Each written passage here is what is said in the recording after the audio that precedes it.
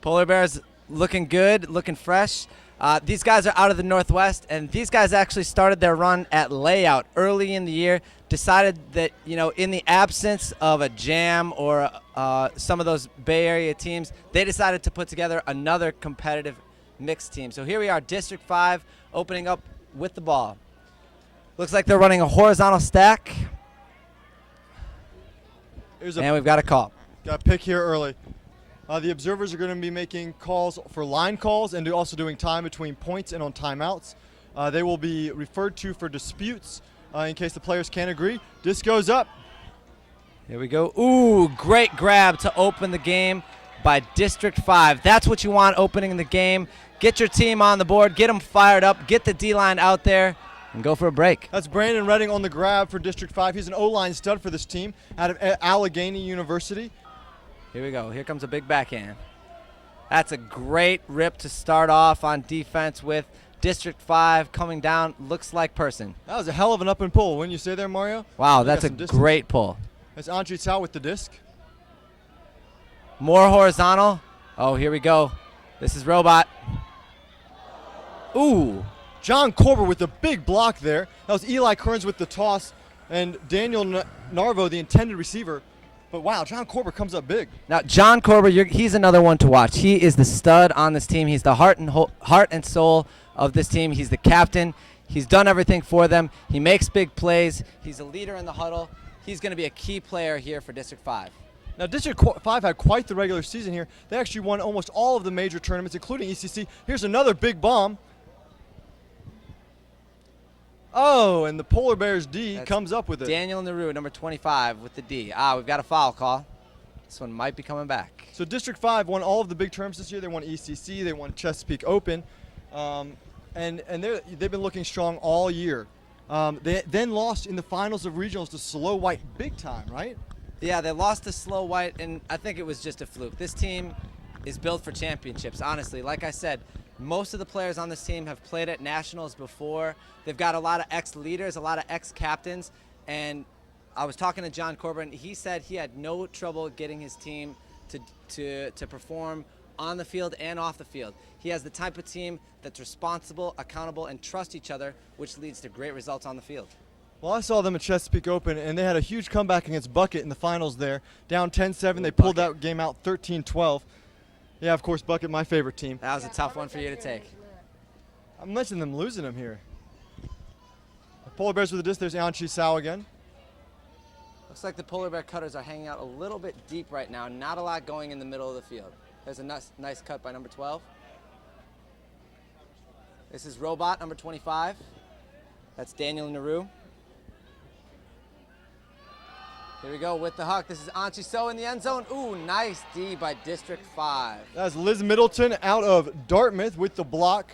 Big block by District 5, and District 5 gets a second opportunity at this break point. Now, Liz Middleton makes a great play on D, but I was watching yesterday. She's also got great break throws. On this O point, watch for her to get the disc near the end zone and punch it in for the goal. She's back there as the third handler for District 5. Korber comes across and clears out. They're looking for the middle of the field right now with this horizontal offense.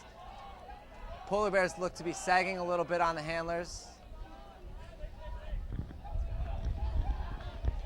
It's Kendra Frederick with the disc. Kendra Frederick, a longtime player for Slow White, another elite mixed team.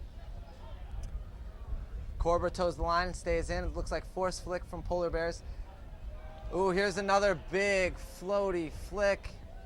Who's going to come down? Chris Mazur for District 5. Ooh, D. And that looks like the D by number 22, Maddie Another Sung. call, maybe an injury. Players regain their positions and it gets checked in.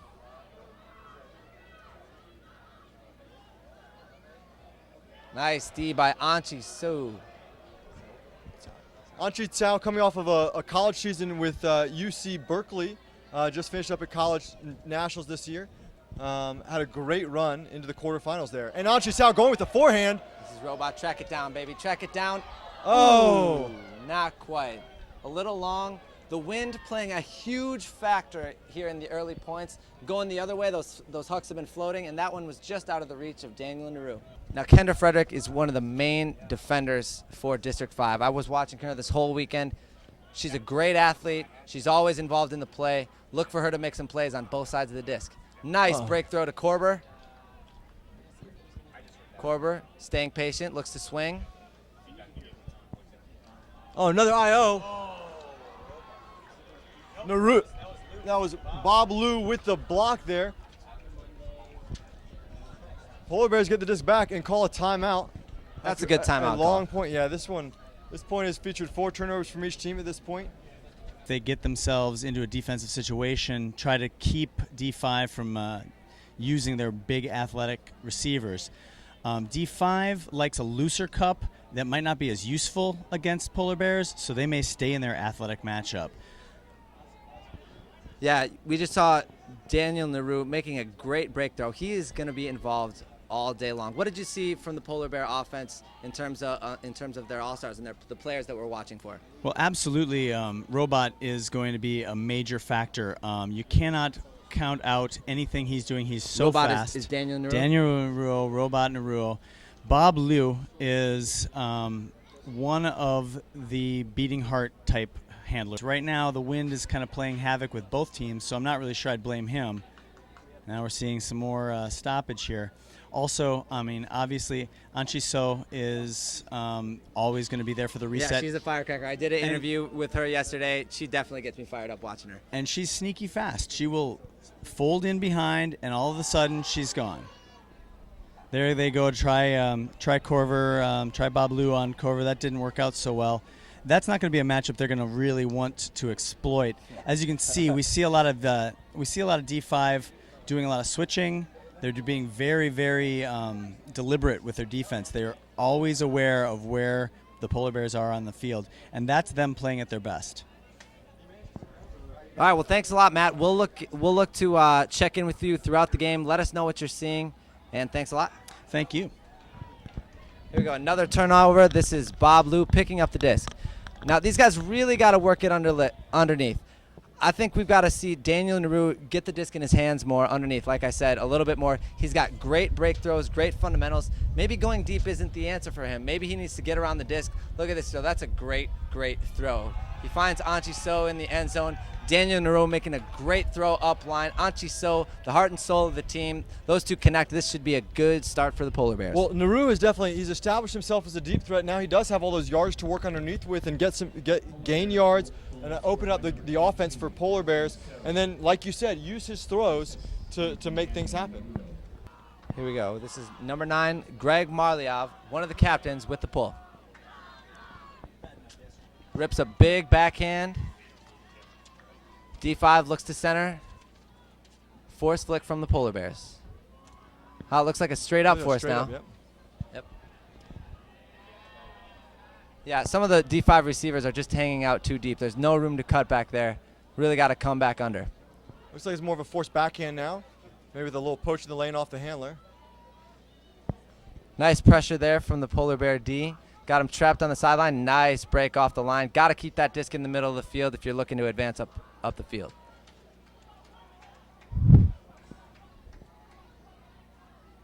This is TJ Estrada with the disc. Nice dish. TJ once again. Ooh, tough break. Nice layout grab by number 24. That's Mary Kate Hogan. That's Uzi out of University of Southern California. She's also just finished her college career at USC and had a nice run to the quarters as well. She and Anchi So are familiar competitors. This is Robert Gormley with the disc, picking it up. I really like the fundamentals of this Polar Bear team. If you watch them throw, they like to step out really big, really balanced on their backhands, and that allows them to break the mark. Nice little dish. This is Gormley again. Wow, D5's got him going backwards, playing great defense, and here we are again. The big huck into the wind. That's a tough read for anyone. Yeah, this wind really is playing a major factor with teams going upwind right now. We haven't seen an upwind score yet in this game. You know, this type of wind, a lot of teams think, oh, it's windy, let's play zone. But I like going person defense here because either way, forcing out is a really tough throw. If you're forcing into the wind, that throw is going to go up, it's going to float, everyone's going to find time to get under it, and most likely the offensive player isn't going to come down with it. If you're going downwind, that throw is going to go deep, and it's going to be really hard to track it down unless you're really fast. Here we go. Here's a big throw from D5. Is it coming back in? Not quite. This one's going to come all the way back to where it went out of bounds. Now, pretty remarkable that we have two brand new teams that weren't even in existence last year here playing in this final event.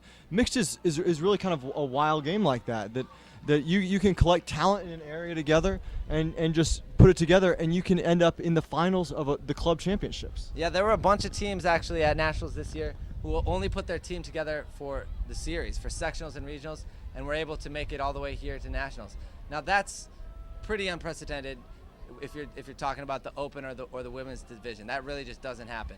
Now in mixed, the talent is spread around a little bit more, which allows teams to form. Maybe if you've got a bunch of ex-open or ex-women players that can put it together for a year, they can actually make a run for the mixed championship. Yeah, actually kind of interesting. In the open division, there was one team that was created this year that made the championships, Southpaw, out of the Philly, New Jersey area. And they actually picked up a lot of players from some mixed teams there, including AMP, as well as a few players from the team that won the championship last year in the mixed division. Ooh, Marliov with a huge bid. D5 reels it in. Axis of Seville, of course. So, I think that it's interesting, there's this give and take between the mixed and open and mixed and women's division sometimes where players are moving out back and forth. And so occasionally you get that where an open team can collect a lot of talent and do well. Southpaw, of course, making the quarters of the club championships in the open division. Absolutely. There's a nice flick. This one's going to float, though. This is Marliov trying to go for the D. Oh, great read. That's a great read by number 14. That's Justin Siegel. Nice grab, nice read. That was Brandon Redding with the throw there to Siegel. Really played the wind very well. Siegel did a good job, too, of drawing his defender towards the wind, putting him on his back, and then just running with the disc and sealing him off, making it a really easy catch. Yeah, the Polar Bears, like I said before, great fundamentals. All of them step out really far on their backhands and to make great backhand throws. This is Anchi Su. Is she going to track it down?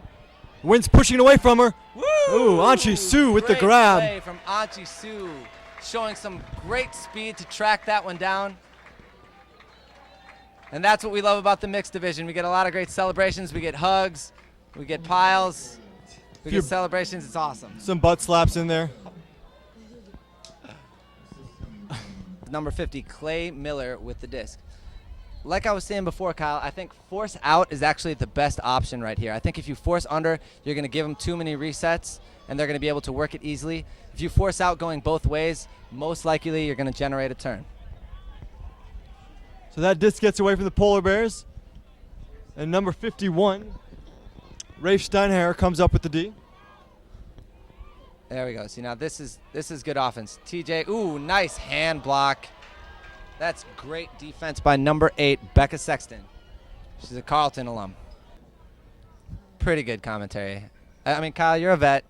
Yeah, you're good. I'm learning. Oh, no, Mario. I like your insight. Oh, nice lefty flip by number 50, Clay Miller. That's the first upwind goal of the game, and that's a break for the Polar Bears. Now they're going to be coming back downwind, looking for another break. Let's see if they can convert the downwinder for sure. That's Polar Bears 3, District 5 2. There it is. There's another jack going up top. This is Marliov setting up underneath it for the Polar Bears. Oh, nice big grab by play. District 5. Marliov calls the foul. I don't know. This one's a tough call. I think, Marliov had position, but flat out the D5 player just made a more athletic play. I mean, Mazer, I don't know what he's thinking putting that one up. They've got to keep those forehands down. I mean, they've got receivers, but, this is just, you're putting your players at risk out there. Here we go. This one goes to the end zone. Now, I like that hook because they kept it low. They didn't pop it up, but, just nobody home. Nobody honestly picked up the phone on that one. Now, number 13 for the Polar Bears has got some space right now. Let's see if Marliov hits him on a hook. There, it's going up. This is going to be another jump ball. Nice. Way to box out. Ooh. Redding tries to get in there and gives him a back. He's going to help him up. There you go. I wonder if the observers will step in there and issue a TMF for that play. That looked pretty dirty to me, honestly. He really didn't have a look at that and risked the receiver's injury going over the back of him. Here, this is District 5. So we did see the break from the Polar Bears, and here's John Korber playing on the O-line. Nice. Now District 5 has a little mojo going downfield. Nice play by Polar Bears to stop the momentum, get a little physical mark on there. I love to see a little physical play in the mixed game. I think it really increases the intensity, and it's really going to make for a higher quality game. Oh, she's going up top. Marliov with the D. She was looking for Korber, but Marliov made a great heads-up play, and now he's streaking deep. He's got no defender on him. Let's see if they find him. Someone picked him up. So stoppage downfield. Looks like there's a pick call. Now let's see if the Polar Bears can come out here and show us some disciplined offense. Let's see if they can get a goal by working it underneath and for a nice, easy goal. Nice upline cut there. Ooh, did he clean it up? Looks like he did. That's Adam Ratty with the disc. Coming up with that trash. Marked by Korber. See, you're really seeing the male players handle the disc a lot more when it gets windy. We've got a stoppage downfield, but the handlers don't know. Yeah, if you take a look at the field, the Polar Bear offensive players, they're all just too deep. The cutters are way downfield. Well, especially in this type of wind, too. There's no way that deep throw is an option right now. Totally. You've got to bring the stack in. You've got to keep it short to make that deep shot even an option. And that's actually how you're going to come back and be able to make a play on the disc. Wow! Anchi Sue! Anchi Sue speeds past her defender to reel in the catch from number 9, Greg Marliov. Great catch from Anchi Sue. Marliov to Anchi Sue. That's an incredible throw. That was just a great throw. He was upwind. He kept that backhand low and flat, and Anchi Sue beat the defender. Great play, Kyle. Great cut from Brandon Redding there. Nice he just little juked that guy right out of his shorts. Sitting underneath. Wow, that's a huge flick. Nice. Way to box out. That's just a great offensive play. When the disc goes up like that, it's really hard to decide, like I said before, whether you're going to go after the disc or you're going to play position. That time the District 5 made the right decision, boxed out. The Polar Bear defender went up, and he made the easy clap catch. This is Bob Liu centering the disc. Polar Bears come out horizontal. This is Daniel Naru catching the first pass. Anchi Sue cuts underneath, but a nice poach and a nice hand in the lane by John Korber. You know what? Coming back, good swing, but it's coming back. I'm not sure if you saw that there. Naru had the disc, and his initial reset cutter, Matty Tsung, was covered. He actually cut up field to number 20 on the Polar Bears. Alexa Kirkland was able to come back. You don't often see that in the mixed division where you have a guy handler clear out for a girl handler to get the reset. Absolutely. Impressive play. And that's Very something that we team-oriented. mentioned. The team that got their women involved would probably have a better chance at victory. And the Polar Bears are making a concerted effort to make that happen. This is going to be Korber if he can track it down. Nice grab. That's a nice flick throw from number 6, Chris Mazer. Korber makes the catch. Like we said, we got to get Korber involved if you want to come back into this game if you're District 5. Big D point there for District 5. Getting the downwinder to make it 4-5. Polar Bears still have the advantage, but District 5 making a run while also respecting their opponents wins the award. It's a real honor. A lot of top players have gotten it, including Moses Rifkin. Damien's won the award. Here's another big throw. Yeah, boxes out again. Ooh, that's tough. AJ Schenker, the receiver there. Going to be Naru looking, yep, ISO with Naru. Oh, great defense by D5.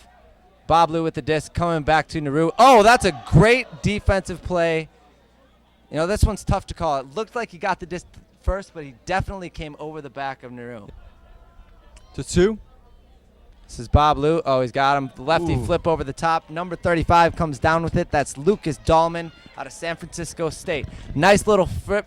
A nice little flip from Bob Liu, and that makes it 6-4 Polar Bears.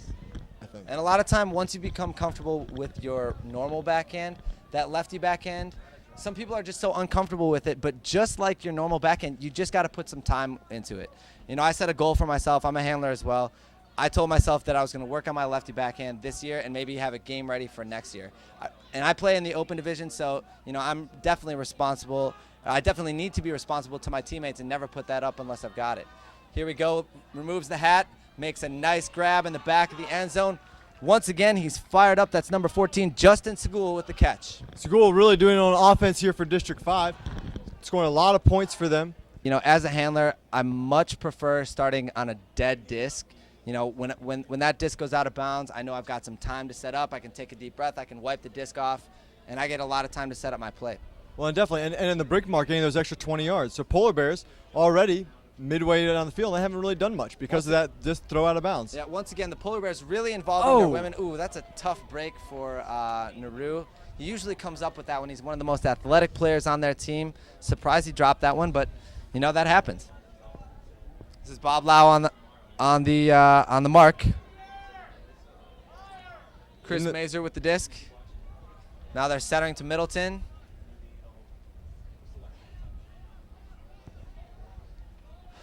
Ooh, great handler dump defense right now. Great handler defense. She has to bail out, throws it in the middle of the field. There's Marone. That's what I was telling you about. Is he going to track it down?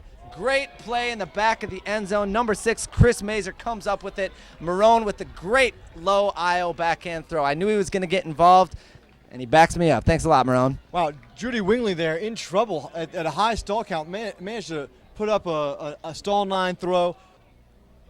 Korber Nice play runs by through Korber. for the D. Too Again, easy. The Polar Bears looking for Naru underneath, but Korber, again, plays his man underneath and makes the D. Yep, Korber's coming back for the disc. They're going to try to get it to him. This is Chris Mazer with the disc again. He's been a key part of this D-line. 0-0 Jeff Ho with the disc. This is Mazer. Middle of the field, looks like a vert stack for D5. And it's pretty packed vert stack actually, and it results in a pick here, so the play stops. Mazer looking. The stack is breaking down. It's getting a little crowded in the backfield. This is great defense by the Polar Bears. So District 5 runs through their play, not able to get any yards. Foul call downfield. So Polar Bears doing a great job of shutting down the play, and now District 5 has to work a little more unscripted. Here we go. This is Bob Liu on the disc. Nice swing pass. This is Middleton. Lefty. Love the there, lefties. That is a tough throw. There is no way to defend that lefty throw. Korber comes for it, catches the goal. Great lefty backhand, great lefty flick that leaves Korber wide open. And Mazer with the push pass there to Korber. Korber drives hard to the cone, then steps back to the middle of the field for the easy little push.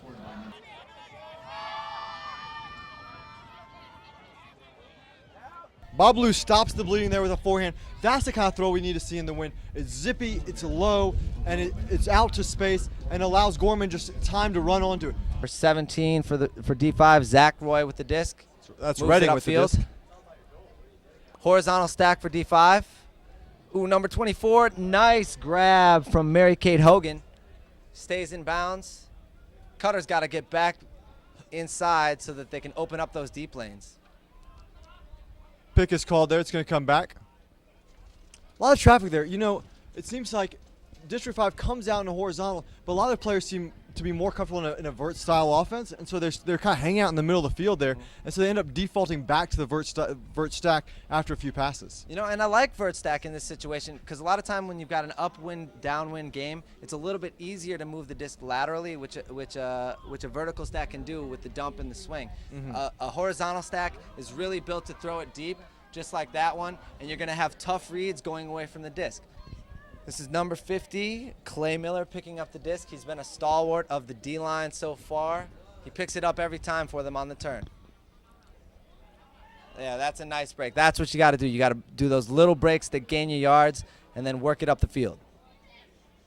If you can get a throw to a cutter and then another cutter and then another cutter, that's how you score easy goals. If you have your handlers up there, a lot of times they can crowd things.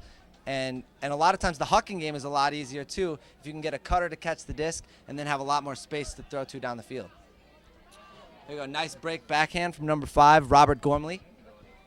That's Marley off across the middle. See, in this high pressure situation, we talked about it a little bit before, we see a lot of man-to-man passes out here, not getting the women involved. Maybe that's because they don't have Angie Sue out there on the field. She seems to really open up the field. Miller, high stall count. Here we go, forced flick, nice. That's what you got to do. That's a nice way to set up your cut in the lane and make a great play. Emma Dobbins there looks uncomfortable with the contact there from Emily Estrada on the mark. She taps it in, hard forced flick mark. Nice cut there from Gormley. Gormley has forced flick. Ooh, that's a tough throw. Picked up by Marlioff. He's probably going to flip this one in. We'll see. Foul on the play. Brandon Redding really just hugging him there. Redding's a physical player out there. We saw him backpack someone earlier there. He's putting on a really tight mark. And it looks like after he gets tapped in, Redding bumps him again. Probably a violation. Oh, and Polar Bears calls the timeout here. Now this is my favorite timeout. I mean, no better time to use a timeout. Man, I tell you what, Rob has done an incredible job. This guy put together this program. I'm guessing he's going on less than 10 hours sleep in the last 5 days. What do you think? Here we go. This is Marliov finding his teammate in the end zone. That looks like Gormley for the goal and the break to take an 8-7 half. Polar Bears take half. They make a run on this one. Polar Bears definitely have the momentum. All right, going into second half. Okay, so here we are with Maddie saying the poll is up for the second half. We're going to ask a couple questions. Maddie, how does it feel to hold the record for the most consecutive championships on the women's side? Kyle looks like he's surprised to hear that. It feels great. I think definitely it was a personal goal of mine. I didn't share it with the team because I don't think it actually matters for the team, but definitely feels good to have done that. Polar Bears just scored number 12. Eli Kearns with the goal. Polar Love that guy. Bears. Eli Kearns. Okay. Brian loves him too. That guy Brian who was in the booth earlier. Well, I think it's kind of built over a whole season, and we definitely don't think about defending a championship. We realize that we start at the bottom like every other team in the country, so there's that. And then there is a lot of just trying to bring out some sort of self-accountability, and we're not playing for wins, but playing to get better. So it's also the type of athletes we have on our team. I think there's a lot of individual accountability. Oh, they just got to turn on the zone. No. That's unfortunate for District 5. A miscue. Oh, that's so frustrating. They're going to have to jog it back and get this figured out. Yeah. That's the second time we won it, and we got a 4.9 out of 5. So I think that's a testament to how we've been winning the games too. Yeah, so not only are you crushing in the games, but you're crushing in the spirit word. Out of 5, you got what, 4.9? 4.9. I guess someone gave us a 4.5. Oh, we're going to have to talk to them. Well, again, a huge congratulations. Polar Bears sticking to the zone because it worked last time. A huge congratulations to you and your team. It's an honor to watch you coach, and someday I'm going to find a way to play for you. Sounds good, Chelsea. How about next year? Let's form a co-ed team. I need a Okay. Thanks, Maddie. Yeah, let's find Brian and give the mics back. Okay. Thanks, Maddie and Chelsea. So we're back here. Polar Bears come out in the zone for the second point in a row. They generate a turn on the goal line, but are unable to convert. So District 5 gets to this again. It looks like a trap zone. Is that what we're seeing, Mario? Yeah, we're seeing a trap zone. We've got we've got the mark forcing upfield, actually pushing them into the middle of the field. You got a lot of white players looking at the disc. If you're District 5 right now, you got to spread it out, get the disc in the hand of one of your confident handlers, break it outside of that big group of players. As you can see, the entire group of players right now is over in this one area of the field. If District 5 is able to swing it out of there, they're going to have a lot of room to work with, probably gain a whole bunch of yards. Yeah, they really need to get over the break side. They have a receiver wide open. Looks like Kendra Frederick on the forehand side of the field. I really like what Polar Bears has done. We talked about adjustments at the beginning of the game. It's not only going to be the team that is the best prepared and plays the best, but it's also the team that makes adjustments at the right time. Polar Bears has obviously done it coming out with this zone, and they've generated 2 turns right away and are pressuring for a third break coming out of half. Polar Bears really relying on Becca Sexton there, the mark, number 8. She's tall mark, allows another guy to get out and cover some more ground. It looks like Becca Sexton's always on the mark. Then they've got a wall of 3, and then they've got 2 wings standing behind them. So that means that's going to leave the middle of the field wide open, but it's really going to force the District 5 players to make some tough throws. Oh, tough situation. High stall count. Disc goes up. Yep, that's exactly what you want. That one gets snacked up by Adam Rady. Polar Bears on the verge of breaking for 3 straight goals out of half. This one's going to be turned over, though. Wow. They really need to convert those if they want to. If the zone is actually going to be successful in the long run. Whoa. Nice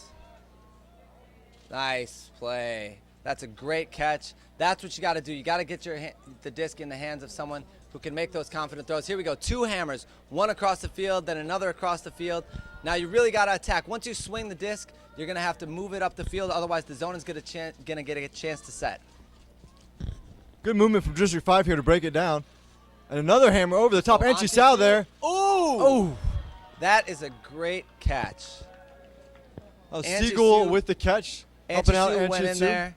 You know, she got herself in position to make a play, but Segul just made a crazy athletic play on that one. Ended up on his butt, but, you know, sometimes that's what it takes to score a goal. Yeah, they both went up together. A little bit of contact. Segul comes down with it. Bablu looking to jack it.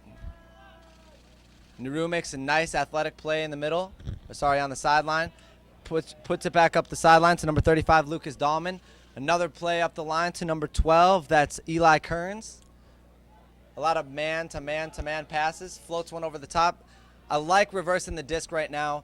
Using the rest of the field. Ooh, Korber almost got in there for that D. That's an odd foul call. I mean, it looked like all he got was disc, but it may have been since it was in the hands of the receiver. Yes, it technically is. And they check it back in, and here we go again.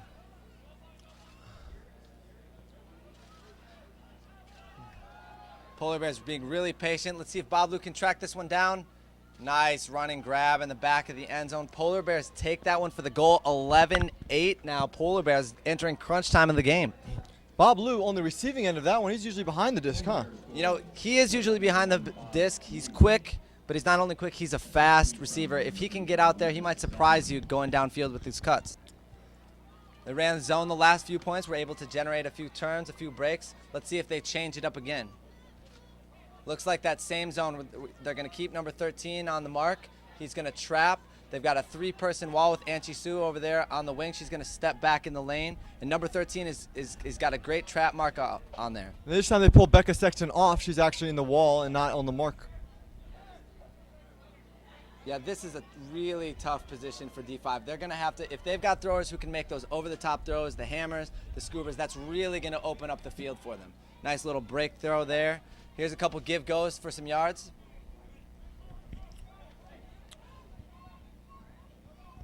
Now, transitioning out of a zone is a really tough thing to do in the mixed game, as the matchups aren't always what you want them to be.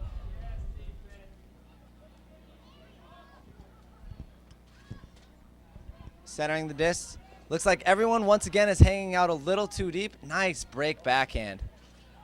Polar Bears have really been showing us a wide variety of break throws. I know Naru's got some IO breaks, seen some great backhand breaks, and here they are on the doorstep looking for their next goal. And she's isolated, goes to the break side. Interesting that she chose to go to the break side. She actually had, there were 2 Polar Bear players on the break side. She was isolated all alone on the open side there against number 4, Mary Glickman, the defender from District 5.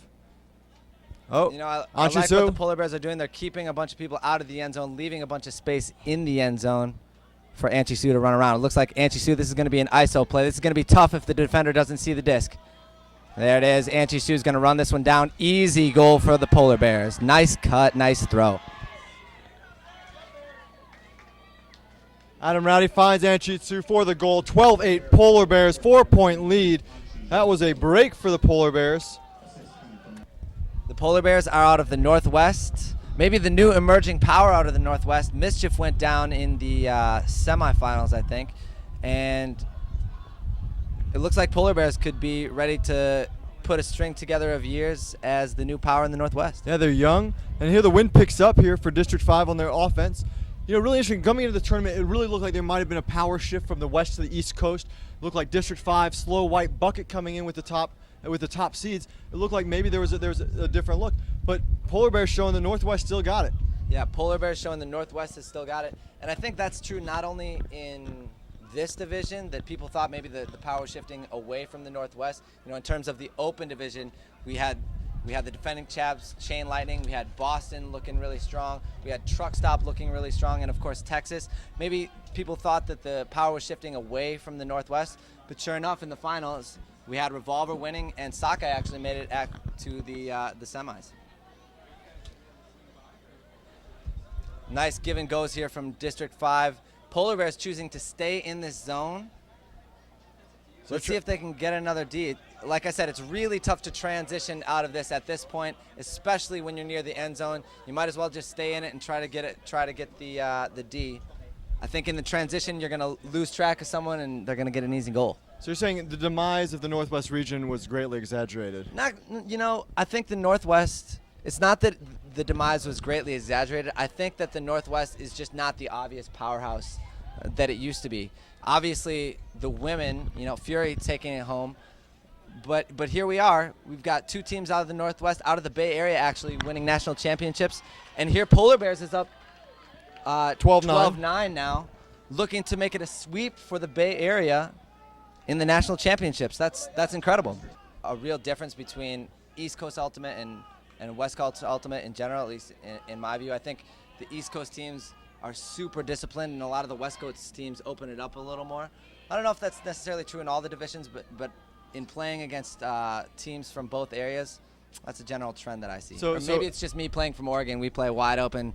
We got crazy skills that maybe we employ a little too often. But I don't know. But Chain Lightning certainly a wide open team, double wide, likes to bomb it out. Absolutely. But definitely it seems like the Northeast has a little more conservative, let's grind it out attitude. Truck Right. Stop kind of brings that. Pony brings that a bit. Absolutely. Whereas on the Northwest you have a little more huck and hope. And here's a big huck. I don't know if he's going to track this one down. Oh, nice bid. Wow, actually, he made up some ground there. He wasn't as far away as I thought he was. That was number 35, Lucas Dahlman with the bid. And District 5 gets an opportunity here. And Siegel's got to be getting tired. He's played seemingly every point out there for District 5. Excuse me, that is actually Chris Mazer. I'm sorry about not that. Siegel. That was my fault. Korber with the disc, trapped on the sideline. Pops one up. This one's going to get Wow. D'd. 22. Nice D. Maddie Sung for the block. Polar Bears snacking on that D. I've been really impressed with the Polar Bears offense. This one's probably going to be another little flip for a goal, making it super easy. There it is. Polar Bears go up 13-8 now. I've been really impressed with the play of Bob Liu. A lot of times, he can try to take control of the game with his hucks.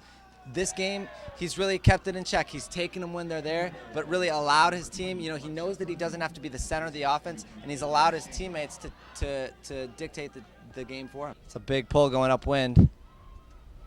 Next year, USA Ultimate introducing the nice US Open pull. Championships. The Open Championships? I'm sorry? Sorry, 2012 introducing the US Open Championships. And that event is going to be open to teams from outside of the US and Canada, which is super exciting. Do you have any idea how that's going to fit into the club series or the dates of that or anything? I believe they're still working through it, but it's going to be great to see all of these top U.S. club teams competing with the likes of Clapham and Buzz Bullets. Absolutely. The Australian teams. It'll be fun to see. Man, we need more teams like the Buzz Bullets. I don't know about you, but if you've watched them play, they are absolutely incredible. Their style of play is completely different. A lot of times they won't even worry about the person with the disc. They'll just worry about taking away the lanes. Their throwers are so accurate. They don't throw as many flat hucks as we do here in the United States. They rely on a lot more pinpoint blades over the top, and the Buzz Bullets are just incredible to watch. Well, they really practice those throws. I mean, they spend more time practicing throws than teams here in the U.S. do, and they've all got so much spin, so much snap on the disc. We got to see little of that in the Open division this year with Matsuno playing with Furious George. Came over from Japan. I hear he's actually playing the whole season next year with Furious. Wow, that's good information to have in the Northwest. That's going to make it tough. Furious, people keep talking about Furious like they're going to be done, like someone's going to retire, but here they are again at Nationals making some noise. Here we've got D5. They're trapped on the line. Polar Bears have been sticking in that zone, and here they are. Here we go, D5, number 14. Justin Segul catches the goal. 13-10, Polar Bears with the lead. But of course, like we were talking about in the mixed division, earning that strength bid with a couple great teams, CLX and Dragon Thrust. It's interesting. There's a lot of open players from college out of the Central region. Wisconsin guys, Carleton guys who are moving to the coast. You see a lot of them playing for Pony, a lot of them playing for Ironside. Got a lot of the Carleton guys obviously moving and playing for Sockeye and moving out west. And so a lot of that talent just doesn't stay put after college. Yeah, and I think a lot of the teams, like CLX, those are all guys from not huge programs. They're from, the secondary programs out of the Central, the Iowa States, the St. John, the UW Eau Claire's. those are the teams that are making up the nice bid. Those are the teams that are making up these mixed teams that are doing well here at Nationals. Bob Lou with the disc. So both teams have gone strictly to zone defense in the second half, and I don't know if it's honestly the right idea. In the first half, both teams seem to be just turning it over at will against the man defense. Here, I don't know if it's because they're tired. I don't know if it's because they think it's the right thing. But both teams are going to zone defense. I think District 5 just needed to show a different look, but it seems not to be phasing Polar Bears at all as they slice through the zone. Oh, nice little lefty backhand there for Bob Lou. Matty staying with the disc, back to Lou. Yeah, another little flip from Lou to Naru. Here's Anchi Su. Ooh, that's a tough throw. And that's a goal. Observers rule it in. Observers rules it in, but the we players got a lot of confusion. But the District 5 players can call it down and go to the observer on the up-down call. The observer was signaling that when she had possession, eventually she was in the end zone. But that doesn't mean. But she doesn't have to signal up-down right away. It's not up-down is not an active observer call. Interesting. So District 5 saying no, the disc was actually down originally, and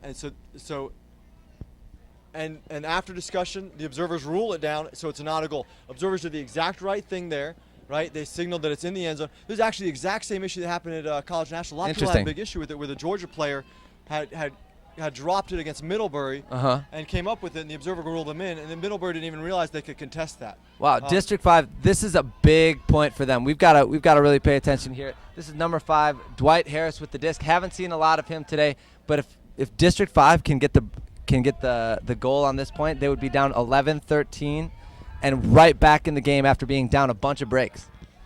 0-0, Jeff Ho with the disc. Yeah, you really see Polar Bears have gone back to Polar Bears went back to the man defense, forced a tough throw, and there it is. They generate the turn. I really think man defense is the answer here in the second half. That's going to be the way to generate more turns, and then if you can just execute a more chilly offense, you're going to have a lot more success.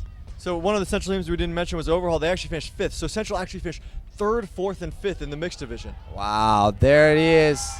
Naru catching the goal, number 25. He's been involved all day. Polar Bears now up 14-10. They're 1 point away from a national championship. I'm sorry, a club championship. It's a club championship. Thanks, Mario. Here we go. Looks like person defense. This is number 8 with the disc, Brandon Redding. Up the line to Kendra Frederick. She still got it. Stall count's getting high. She looks to bail out. Ooh, nice defense. Foul on the call. Foul on the play. This is a choice of the high stall count, going for that inside backhand where you're almost certainly going to get some contact. It kind of helps out. I mean, you're protecting the disc, but I don't know. That's a tough one, because you're kind of releasing that as you're coming through. The defender gets their hand on the disc itself. I don't know if that's a foul. I don't know if it's a foul, but really what she needs to do is she really needs to just turn to one of her teammates, lock in on that teammate, and rely on them to get open. She got kind of flustered. She was looking at a couple different people, and that's what caused that situation. Oh, they're going up top. Got a man open. Marlioff can't get to it. This is District 5 with the goal to make it 14-11. Here we go. They'll be pulling with their backs against the wall. Polar Bears got the lead 14-11. Rafe Steinhauer pulls that one down. And now it's up to the D5 D-line to get it done. So Chelsea, I'm gonna turn it back to you actually. So you've been watching the whole game. Talk to us about what you've been seeing. Which team has really used their women better, and has that made a factor here in the game? I would say Polar Bears actually. They really do a good job. It's what's her name? Anchi Su, man. She's dominating, but not just that, but they do a good job with their spacing. That's one of the hardest parts of mixed, the spacing and the timing of lanes and the communication between genders, right? Absolutely. You can have a girl streaking up. Oh, here we go. This could be for the game. This is going to be Naru versus Corver. Great matchup to finish, maybe. Great play. The observer rules it in for the game. I don't know about that one. Wow. Naru with an incredible catch. John Corber marking him. The near side observer didn't have a good look at it. Looked back to the backside observer, who looked back to her, and the observer forced to make a call, called it in. Still a lot of discussion going on. Still a lot of discussion going on. Both observers are ruling it in. This is an active line call. There's no appeal from District 5. That is the way it goes. They can't make a call, and the observers on the far side are not going to overrule the observers on the near side. They had no perspective on it. You know, let's not put this one on the observers. The real credit goes to Naru, who makes an incredible catch. How did he read that one? Regardless of whether he was in or out there, how did he come down with that? Incredible play. Shows his athleticism. Shows himself as one of the best athletes in this division. Goes up, makes an incredible read over John Korber. Wow. Great way to end this mixed championship. And the Polar Bears make it 3 victories for the Northwest in these championships.